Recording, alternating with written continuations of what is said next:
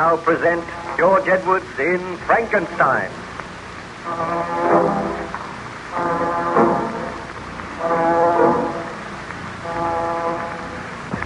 Baron Frankenstein is taking shelter in the good ship Voyager, where he is the guest of Captain Walton. While the Voyager was icebound, Frankenstein told the captain some of his tragic story. He told of the creation of the monster, of its escape and return.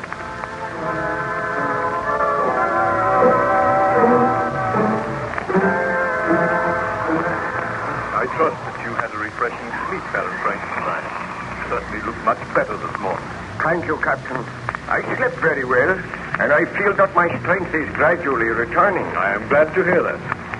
Do you feel inclined to tell me some more of your story? Well, I remember telling you how the monster had returned. He had learned to speak, and he begged me to make him a mate. Yes.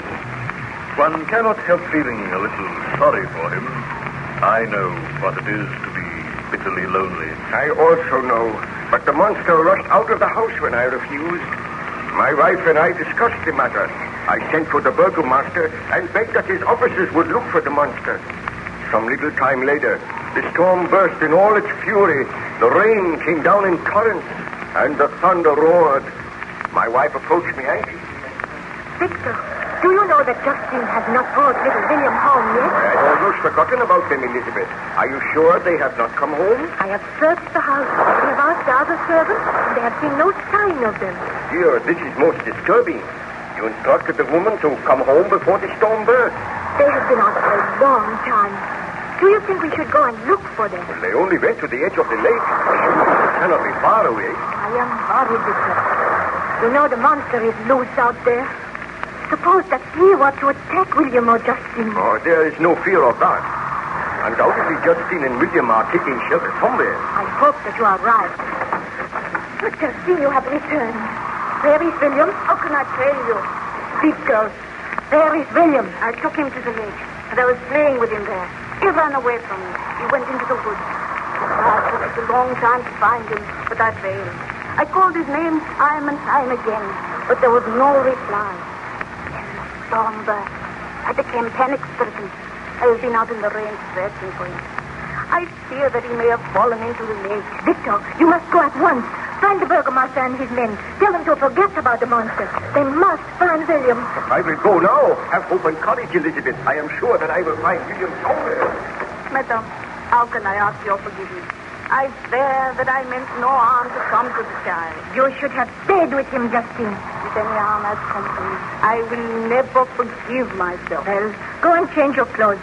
You are wet through, and then come down here. We will wait patiently for Baron Frankenstein to return.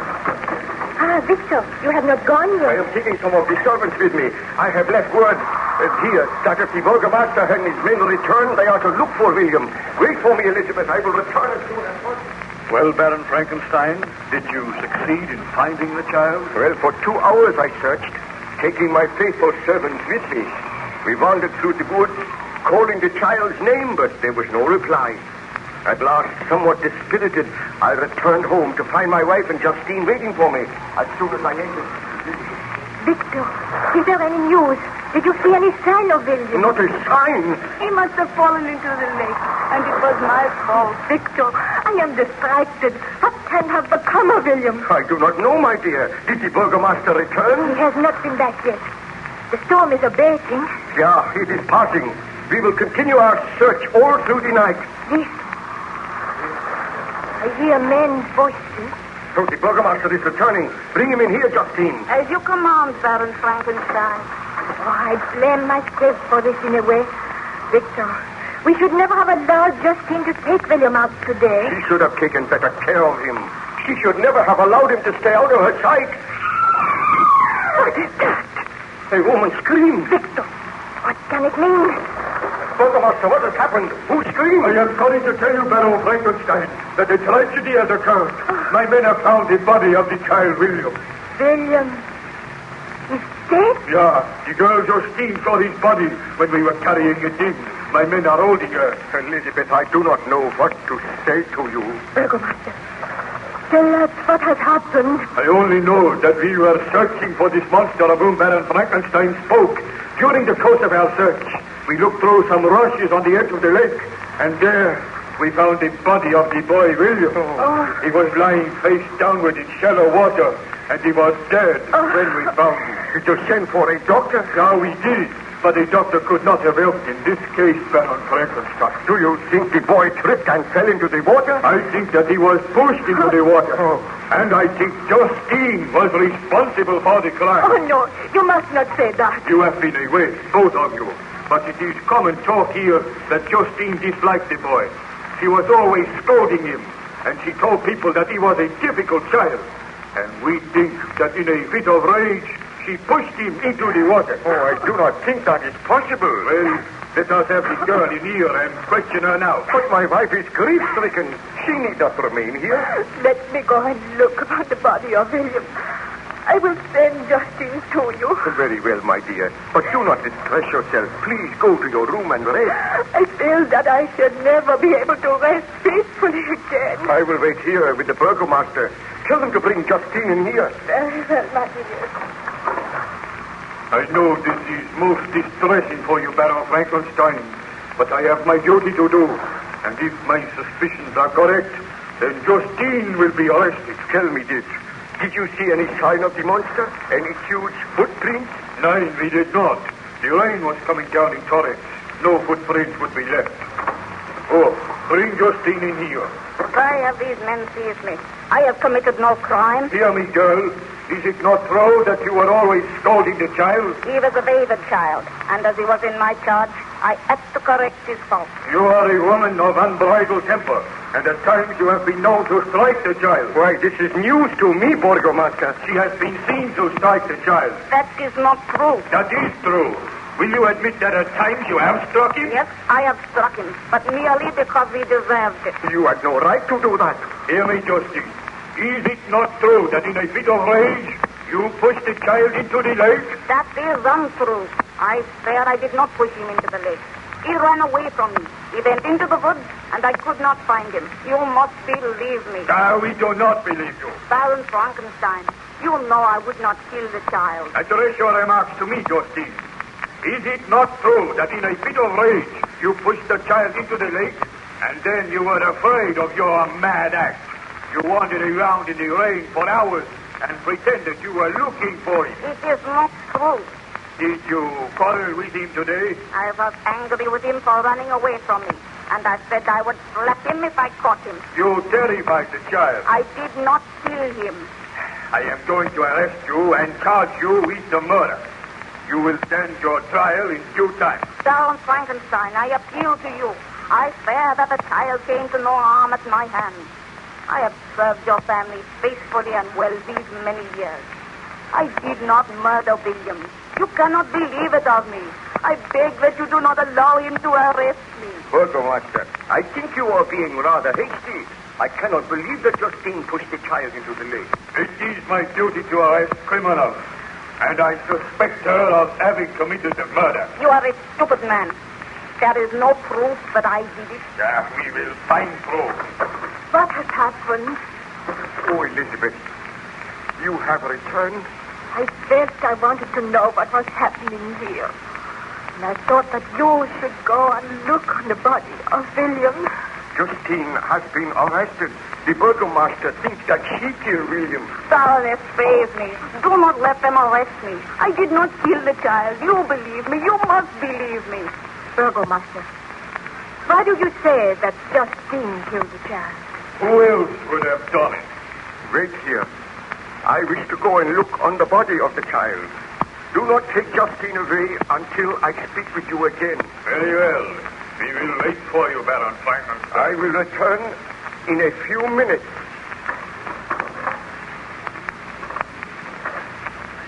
Now, Justine, it will be better for you if you tell the truth. If you confess, then there may be a chance of saving your life. But if you persist in your denial and the court finds you guilty, then you will surely die. But I am not guilty. And I know the Baroness does not believe that I am guilty. Perhaps the Baroness is not aware that at times you struck the child. true, Justine? I had to correct his faults. Never at any time did I strike him hard. Oh, you had no right to strike him. I go to my knees before you, Baroness. I swear I am innocent of this charge. Please help me. Enough of that, Justine. You shall receive a fair trial. But I am convinced that you are guilty. Burgomaster, this girl is not to be taken from the house. What ails you, Baron Frankenstein? She did not murder the child. What? How do you know? Did you not observe the marks upon the child's throat? He was strangled. The marks were the same as those upon the throat of my poor servant Julio. I am in reality the murderer of that child. The murderer. Baron Frankenstein, what tragedy you have faced. Well, even now, when I think of it, I feel that I loathe that devil. But I cannot die yet. Will you tell me some more of the story? Not now. Let me just rest for a while. Come to me later, and you shall hear further details of my tragic life.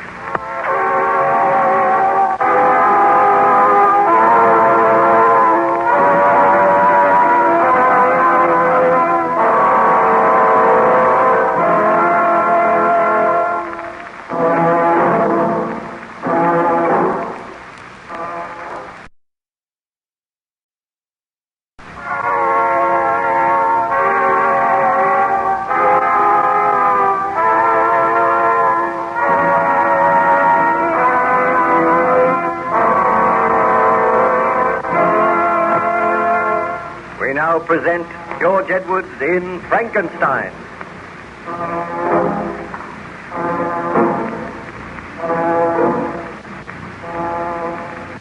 Baron Frankenstein passed away the tedious days on the good ship Voyager by relating his tragic experiences to Captain Walton. The Voyager was icebound somewhere near the North Pole, and day after day a howling blizzard raged. Captain Walton became worried, and the ice pack grew higher. He confided his worry to Baron Frankenstein.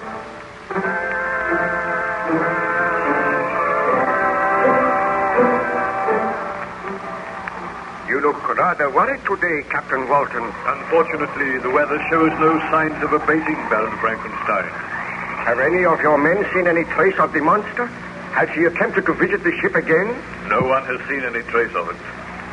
Let us hope it has perished out there in the blizzard. I hope so, but I very much doubt it. Do you feel inclined to tell me some more of your story? Well, I have told you how the child William was murdered, and on examining the body, I formed the conclusion that the murder had been committed by the monster. I dashed back into the room where my wife and the burgomaster were waiting with Justine, and I told them that I was in reality responsible for the murder of William. They looked at me in some amazement. And then my wife... Victor, what are you saying? It is true, Elizabeth. The monster killed William, and I created the monster. He has done this for revenge because I refused to grant his request. Do you not agree with me that Justine was guilty of the murder? I swear that I am not guilty. You can release Justine. She is innocent. Burgomaster, did I not set you and your men to search for the monster? The monster which you say you created. I like the story, Baron Frankenstein. Understand, Burgomaster, that people do not doubt my word. I say that Justine is not guilty of this murder. Take your men, go and search for this monster. Then you will find the murderer. Had you examined the body closely, you would have seen the marks on the throat. I am sorry if I have given you offense, Baron Frankenstein. I was merely trying to do my duty. I appreciate that. Will you go now? Seek until you find this monster. Have no mercy. Shoot him on sight. We will do that. But of a truth, I have never seen the creature.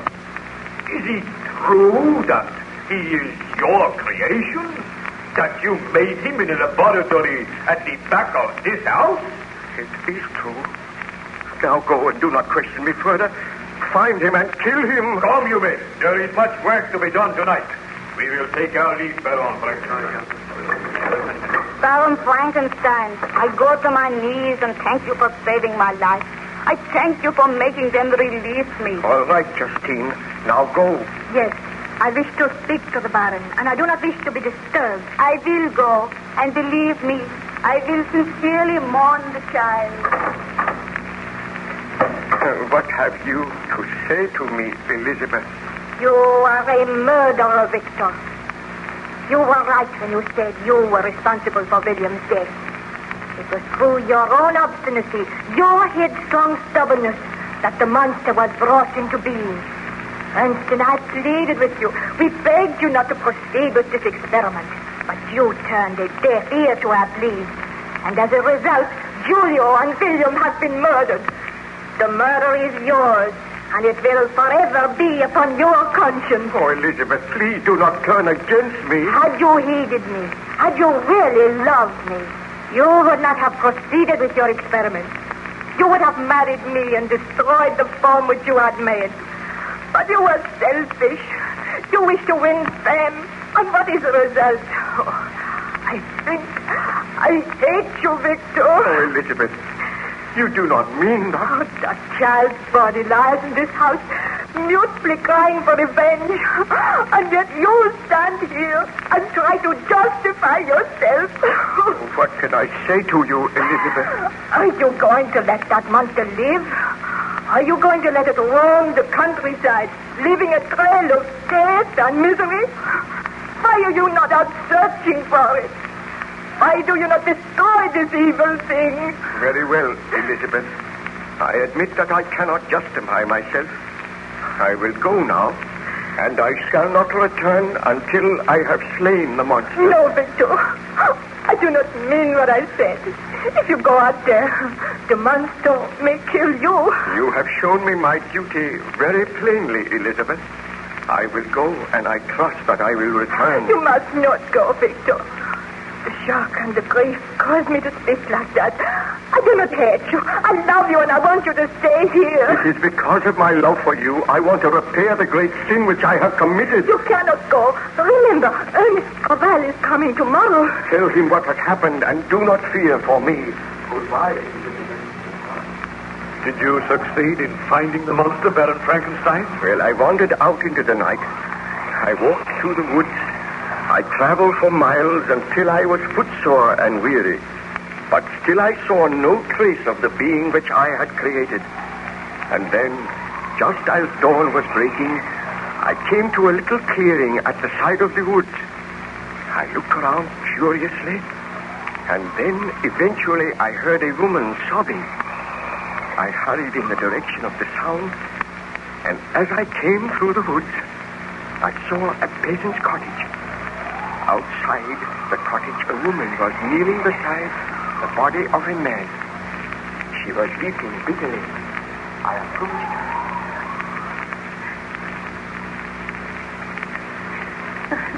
Why?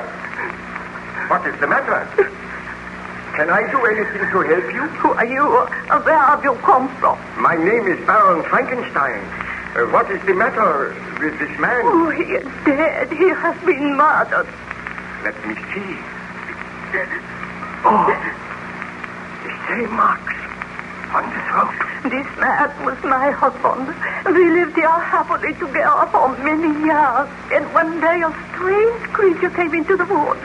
He seemed to be half man, half beast, always trying to our windows, following my husband. Then he went to his work in the woods. Today, my husband took his gun.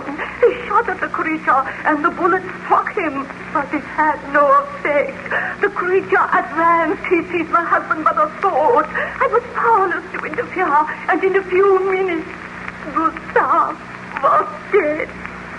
Then the creature ran into the woods, saying that all men were his enemies.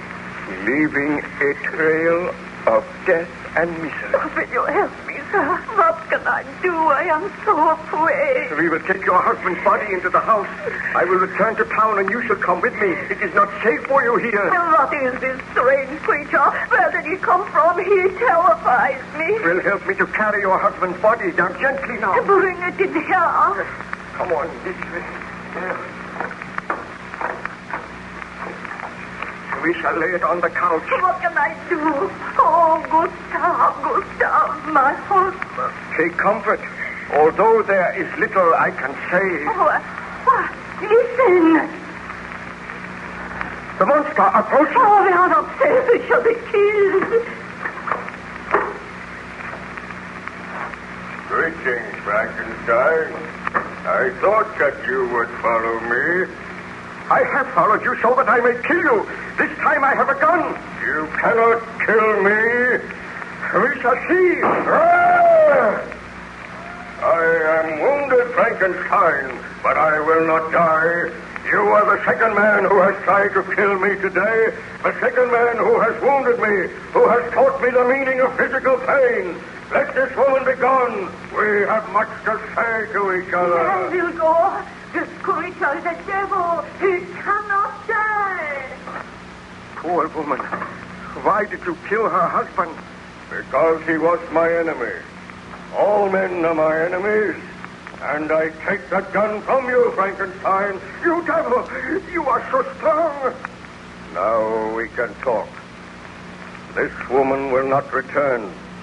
She will run to the town for aid. I am the most wretched being on this earth. You are my creator, Frankenstein, and yet you despise and spurn me. You gave me life, a life that is filled with misery and wretchedness. You gave me this hideous form which turns all men against me. Do you expect me to love all men? Why did you kill the child? Why did you kill this poor peasant? Because he strove to kill me. Have I not the right to defend myself?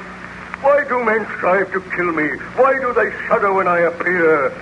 Is that not your fault, Frankenstein? Have I not suffered enough? Do you not think I have been punished? Everywhere I go, I seek bliss and happiness. But I am excluded because I am a hideous monster. Misery made me a fiend, but it is in your power to make me happy. Then there will be no further death, no further misery. When first you brought me to life, I was a poor, helpless, miserable wretch. I knew and could distinguish nothing, but I could feel pain, and I spent my days in weeping and misery. I will remember one day when I was oppressed for the cold. I was wandering in the woods. I found a fire which had been left by some beggars. I was overcome with delight at the warmth I experienced. I thrust my hand into the embers. I quickly drew it out again with a cry of pain. Thus did I learn the meaning of physical pain. But I have had greater suffering than that, Frankenstein. Wandering in loneliness. And yet you could give me happiness. I watched this couple whom you call peasants. They were happy. They loved each other. A love which I could never know. I wished to be friendly with them, but they fled from me, viewed me with hatred and loathing. The man strove to kill me. Then he died. Tell me, foul monster, why did you slay the child, William? Because he meant something to you. Because I wanted you to suffer as I have suffered. And I swear this, Frankenstein, if you do not give me a mate, then you shall have no mate. I shall slay your wife. You dare to threaten to kill my wife? I swear that unless you start work very soon, unless you commence to create another creature, then your wife shall die. What happened, Baron Frankenstein? Did you agree to the conditions imposed by the monster? Oh, I can tell you no more today, Captain Walton. The memory of those horrors is still too fresh upon my mind. Return later, and I will continue with my story.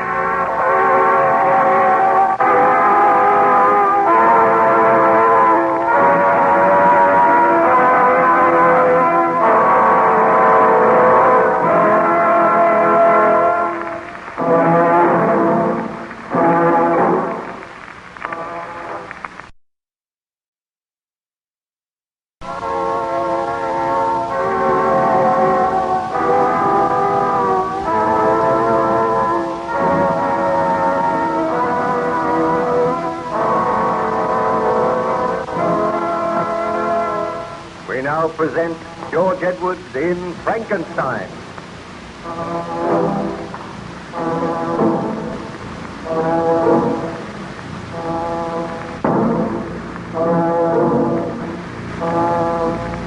Baron Frankenstein related his experiences to Captain Walton, the master of the Voyager, the vessel which was bound on a journey in polar exploration.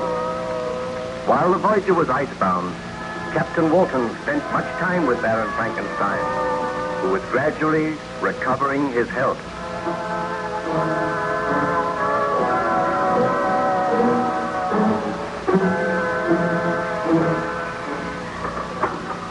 Oh, Baron Frankenstein, I thought perhaps you might care to look at my journal.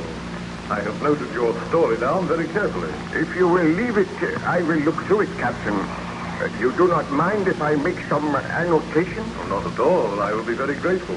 I am glad that you have noted my story in your journal, because something tells me that I will never return to civilization. You must not say that. You are recovering splendidly. I know, but I dare not return until I am certain that the monster is dead. We know that he is somewhere out there in the white waste, waiting to wreak his foul vengeance on some defenseless human being. You will pardon my contradicting you, Baron, but we do not know that. I think the monster must have perished in the blizzard. What part of my story did I reach yesterday? You were telling of your conversation with the monster. You met him after he had murdered the peasant, and he threatened to kill your wife unless you created a mate for him. Yes. I sat there in the little peasant cottage, and I was horrified at the monster's words. He gazed at me for some time, and then foul monster, you seek to arouse my sympathy. Do you not know that you have turned my wife against me? Had I but heeded her advice, you would never have lived. I came to destroy you the day after your creation, but I was too late. You had escaped, and you had already taken a life. I will take no more lives if you will accede to my request. When I left your home, I wandered through the woods, and there I saw the child whom you called William. As soon as he saw me, he screamed and sought to run away.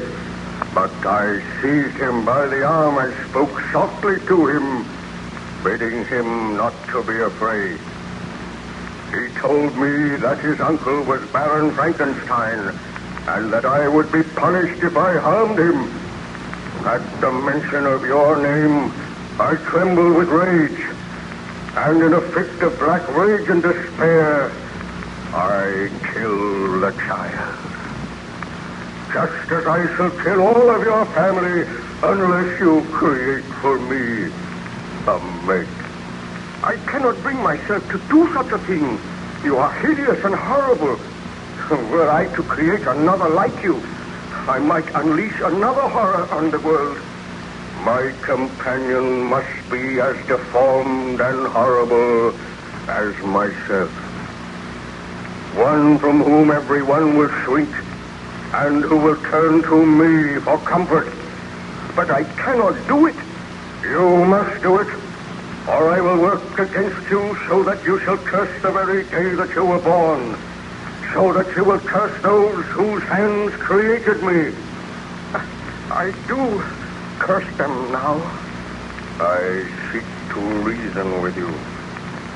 You are my creator. Let me feel gratitude towards you. Let me see that I excite the sympathy of some existing being.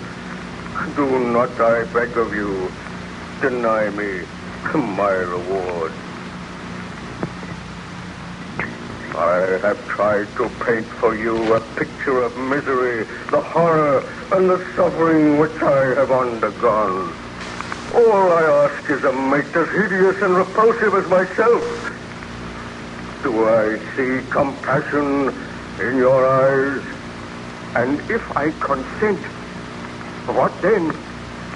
If you consent, neither you nor every other human being shall ever see us again.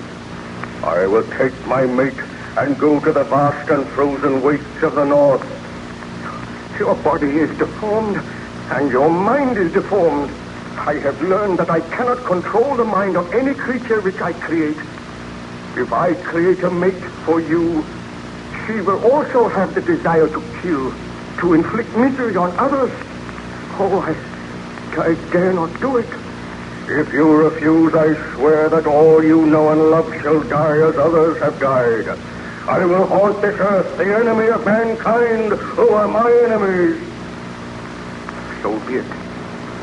I must consent to your demand on your solemn oath that you will take your mate into exile so that none will ever see you again. Do you swear to that? I swear by the sun and by the blue sky of heaven and by the fire of the love that burns in my heart that if you grant my prayer, you will never behold me again. Depart to your home and commence your labors. I shall watch your progress with anxiety. And mark this well, when you are ready, when your labors are complete, I shall appear.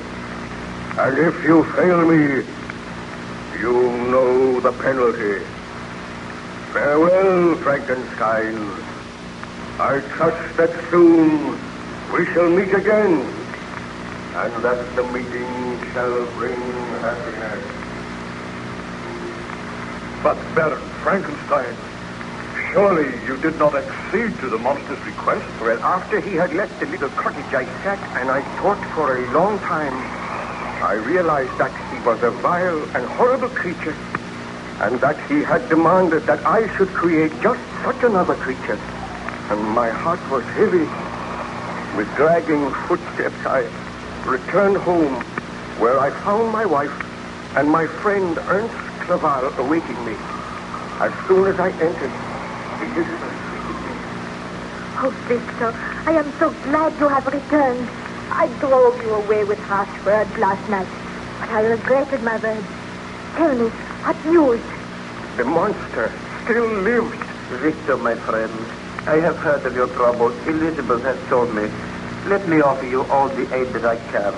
Together we shall destroy this vile creature. Have no fear. The monster will do no more harm. There will be no other death. How can you know that? Well, I have spoken with him, and there shall be no more death. Rest assured of that, Elizabeth. Oh, I am so glad. But can you trust this monster? I have been greatly punished for my sins. Tell me this, Victor. Did you consent to the monster's request? Surely you did not promise to create a mate for him? Elizabeth, there is so much at stake. So much harm has been done. Victor, you cannot do it. Already there is one vile, bloodthirsty monster roaming the earth. Dare you create another? Oh, give me time to think, please. Oh, Elizabeth, he is upset. Leave him alone with me now, and I will talk with him. Oh, I am thoughtless. Poor Victor has been out all night. He needs refreshment. I will see that a meal is prepared for you, Victor. Oh, I thank you, Elizabeth. Remain here with Ernst, and we shall talk of the matter later. Victor, my poor friend, my heart is heavy for you. What can I do to help you? Oh, help me, Ernst. I must grant the monster's demand. I tried to kill him. My shot wounded him, but he did not die. And before I could fire again, he took the gun from me. Did you promise to create a mate for him? I did, but my work shall not be done here. I will travel to some lonely island, and there I will have to study again for many months. And there I will create a mate for the monster, which I created. You must not do it, Victor. I must do it. Oh, having created one such hideous monstrosity is a sin for which you have paid heavily. Do not create another. If I do not, your life is in danger. Elizabeth's life is in danger. I must do as the monster says. So be it. I shall accompany you, and I will help you with your work. Oh, you are kind, my friend. A friend of mine has a cottage on a little island in the Orkneys. I know that he will lend us this cottage, and you will be able to conduct your work there. But I am against it, Victor. I do not think you should do it. I must do it. I feel sure that if I grant his request, there will be no further trouble. But how can you be sure? You cannot control the minds of the creatures which you create. Oh, we shall tell Elizabeth you are taking me away from my health, that I am going for a sea trip for several months. Then I will be able to return here to find happiness when my work is done. It seems the only way. The servants are preparing a meal for you, Victor. Oh, thank you, Elizabeth. I have just been talking matters over with Ernst, and he thinks that I should go away with him for a sea trip. My health has been undermined by all this dreadful worry. You are going away without me? No, but you will be safe here. I know that the monster will not harm you. I feel that I must go away without you this time, Elizabeth. Where are you going? We have not decided yet. But will you not trust him to my care, Elizabeth? I will, Ernst. But I want to ask you one question, Victor. Do you intend to grant the monster's demand? My dear, I am going away from here so that I will not grant the monster's demand. My laboratory and all my instruments are here. I am leaving them. I am striving to forget about the monster.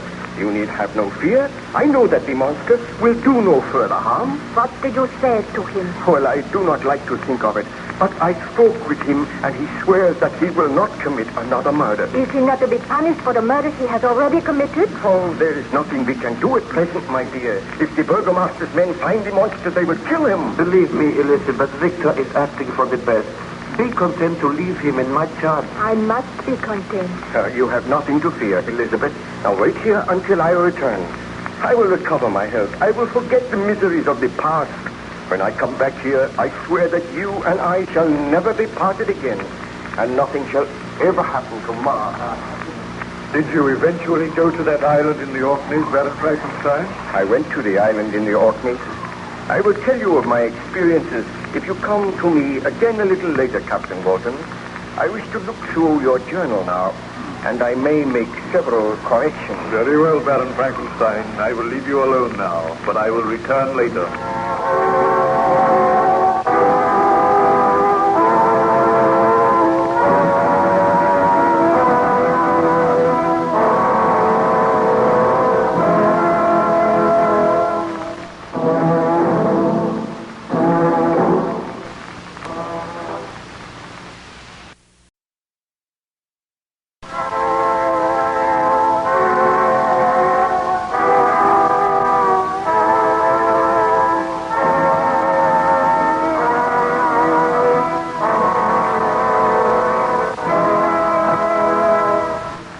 Present George Edwards in Frankenstein.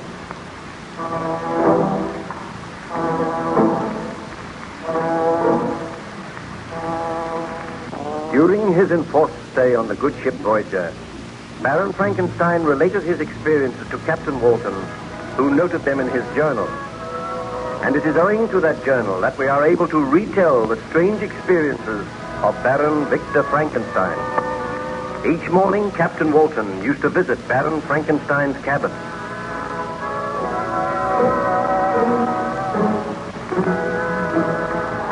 Good morning to you, Captain Walton. Good morning, Baron Frankenstein.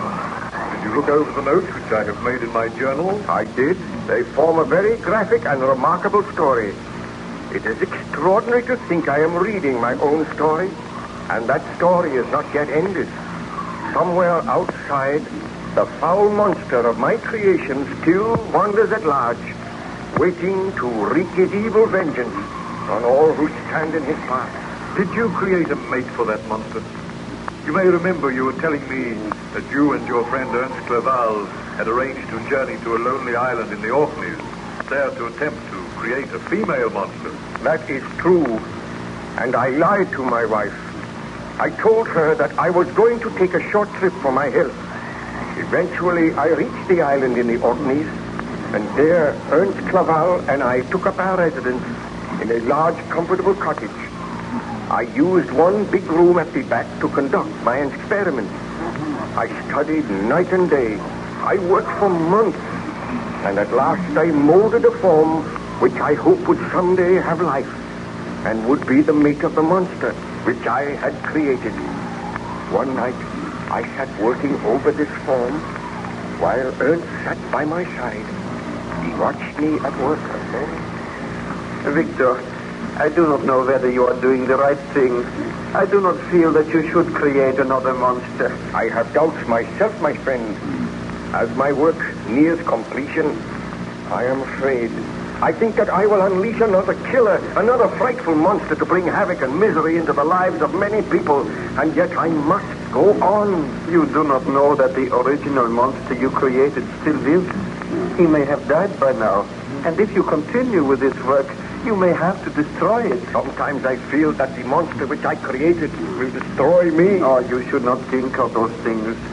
Have you heard from Elizabeth lately? I received a letter from her yesterday. She begged me to return home and wonders why I am delaying so long. She must never know what I am doing. She will never forgive me. She will never learn. Come to bed now, Victor. You have worked long enough. You look tired a little. I am tired and ill, but I cannot leave my work at present. You go to bed and leave me here. The truth to tell, I am tired of this cold, windy, unpleasant island. Will we be here much longer? Not very much longer. If I work through the night, it will merely be a matter of waiting for a thunderstorm. That might come tomorrow, and then my work will be complete. Then this lifeless body will have the divine spark, and I will have sinned again. Oh, think of it, Ernst. I should not do it. I know I should not do it. Courage, my friend. It is not too late to destroy the body. Go, leave me. I must think. And I must work on and on, working for the monster which I created. You will be all right here? Of course. Why not? Oh, very well, my friend. I will bid you good night. A moment. Oh, what was that? Oh, the casement window flew open. The force of the wind must have blown it open. Strange. It has never done that before. I shall close it before I go. That is better. Good night, Ernst. I will see you in the morning. Good night, Victor. Do not stay up too long. Alone with the devil's work that I have made my own. My thoughts drive me to a frenzy. If only I had never attempted to create the monster. If only I did not have to slave now at the orders of my own creation. Who's that? I said that I would be watching over you, Frankenstein. The monster. I have watched you these many days. I've traced you to this lonely island, and I am happy knowing that now you are obeying my orders, knowing that soon I am to have a companion, a mate in my own likeness. Oh, why do you haunt me? Why have you followed me here? Are you not my creator? Have I not the right to follow you and watch you at your work? Anger me not, Frankenstein. I am living for the day when that lifeless form that lies before me shall have life. Then there will be one creature on this earth which will not regard me with shuddering hatred and loathing. You look more hideous than ever. And when I think that I created you, I am filled with horror and remorse. I cannot make another in your likeness. Begone, foul fiend! Have a care, Frankenstein. You remember the threat I made to you? Unless you complete your work, unless you make me a companion, all those whom you love shall die at my hands. Standing there, framed in the window, you look more loathsome than anything I have ever seen. Those hands which I made have killed defenseless people. And they shall kill other defenseless people if you do not obey my orders. Tell me this. Have you slain anyone since last we spoke? I slew but one man. He laughed and jeered at me, hurled stones at me, turned the villagers against me. Then I seized his throat and choked the life from his body. You devil, you promised you would slay no more men. Have you the right to command me? Am I not your creator? Did you not swear to me that if I carried out your orders, there would be no further murders? Sometimes the desire comes upon me to kill. I cannot resist that desire, but proceed with your work, Frankenstein. I like to watch you. Go from here. I will not proceed with my work while you are here. Go, you loathsome visage. Oh, you fill me with horror and hatred. Very well, my master. I will go. But I will not be far away, and I hope that soon your work will be complete. I bid you farewell. We shall meet Again. Did the monster trouble you again that night, Baron Frankenstein? I did not see the monster again that night, but I sat in thought for many hours, realizing that my ghastly work was a great sin. Remembering the face of the monster as I had last seen it, wrinkled with ghastly malice and treachery, I was sitting there when dawn broke. My friend Clerval came in and found me. As soon as he saw me, he said, Victor, have you been here all night? I haven't. Is your work complete? It is not complete, but I received a visit from the monster last night, and I know now that I cannot complete this work. I dare not make another fiend. I have not the right to do it. What did the monster say? Did he threaten you? Yes. Do you not understand, Ernst, that if I create this female, there is no knowing that she will accept the monster as her mate? She might turn with disgust from him when she sees him amongst other men. She will also know and realize that he is hideous and deformed, and she may have the same murderous purposes. I dare not do it. I must not do it. My poor friend, how can I advise you? Give me that iron bar. I feel that madness is upon me. I swear that I shall never complete this work. Give me that iron bar, Ernst. Here it is. What will you do with it? You will see. I will destroy all traces of my work. Look, I smashed this lifeless form to atoms. Never will I resume these labors. As I smash this form, so do I defy the monster. I will find him. I will no longer fear his threats. I will destroy him just as I am destroying this work of mine. Look on me, Ernst. Victor, you are close to madness. Yes, close to madness. See now what I have done. The monster shall never have a mate. Perhaps you are wise. I know that I am wise, but I know that my first creation still lives, and when he learns of this, he will vow hatred and revenge. The monster. Oh, he approaches the window now. I still have the iron bar. I shall destroy him as I destroyed the form that was to be his mate. Oh, the loathsome creature stands outside the window. Look at him. Yes, look on me, Frankenstein. Look on your creation, then look on the work you have destroyed. And I am glad that I destroyed it. Do you dare to break your promise? I left Switzerland after you. I crept along the shores of the Rhine. I have dwelt many months in the heaths of England and among the deserts of Scotland. I have endured unutterable fatigue, cold, and hunger, and now you dare to destroy my hopes. Your threats cannot move me. They confirm in me the determination not to create a companion for you. Do you think that I, in cold blood, would set loose upon the earth another monster whose delight is in death and wretchedness? I will kill you. Careful, Victor. I do not fear him. I seize the iron bar from his grasp. Stand back, Frankenstein. Do you think you are to be happy while I grovel in the intensity of my wretchedness? I go now, Frankenstein. But we will meet again on the day that you are reunited with your wife. Remember that, Frankenstein.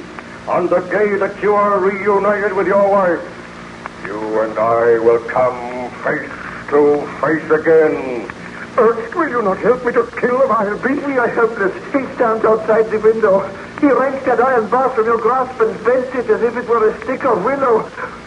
He has gone now. Did you hear his threat? I am afraid. And you may well be afraid, Frankenstein. You have had your chance, and you let it slip by. Hear me, my creator. I am now your master. Leave this out at once. Did the dreadful monster carry out his threat, Baron Frankenstein? Ask me no more today, Captain. I recall that I almost swooned after the monster had left me, and I feel now that the monster is not far away. He is close to the ship. I seem to sense his presence. I shall place armed men on guard outside your cabin. Do not fear, Baron Frankenstein. If my men set eyes on the monster, they will kill him. I go to give those orders now.